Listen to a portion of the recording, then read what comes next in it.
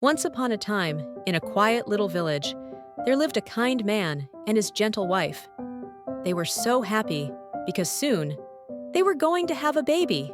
One sunny morning, the wife looked out the window and sighed, "Oh, how I wish I could eat that crispy green lettuce growing in the garden next door." The husband smiled and said, "I'll get it for you, my dear," and off he went, tiptoeing into the garden. But oh no, it wasn't just any garden. It belonged to a wicked witch named Camila. Suddenly, poof! Out she came, her eyes glowing and her long silver hair flying like smoke. The poor man trembled. "I'm sorry. My wife is expecting a baby and she had a craving." The witch's eyes narrowed. You may take the lettuce, but if your baby has golden hair, you must give her to me." And just like that, swish!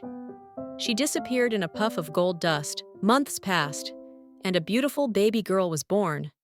She had the most magical golden hair anyone had ever seen. The mother and father smiled with joy, but then remembered the witch's words. Their smiles faded, and tears filled their eyes. And just like she promised, Camilla returned. She swooped in, wrapped the baby in a golden blanket, and flew away on her broomstick. The little girl's name was Rapunzel. Camilla built a tall, tall tower with no doors and no stairs, only one tiny window way up high. There, Rapunzel lived all alone. She took her first steps in that tower. She sang her first song in that tower. She watched the clouds float by and dreamed of the world outside. As Rapunzel grew, her golden hair grew longer and longer and longer. Camilla used it to make her magic. She would melt the strands and turn them into shiny gold. And so, she never let Rapunzel cut her beautiful hair. Whenever Camilla wanted to visit, she'd stand below the tower and shout, "Rapunzel, let down your golden hair! I have come!" And Rapunzel would let her braid fall all the way down, so Camilla could climb up like it was a rope. But Camilla didn't want Rapunzel to leave, so she told her scary stories about the world outside. "Monsters," she said. "Danger, you're safe only in the tower." Poor Rapunzel. She believed her. One day, a young prince was riding through the forest. When he heard the loveliest song, he followed the sound and found a tall tower with a golden-haired girl singing at the top. The prince didn't know how to climb the tower, so he hid in the bushes and saw Camilla arrive, call out the words, and climb up the hair rope. The prince smiled and thought, "Aha! I know what to do." The next day, he came back.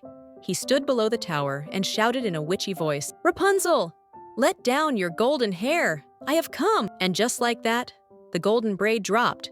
Rapunzel peeked down. But it wasn't Camilla who climbed up. It was a stranger. Rapunzel gasped.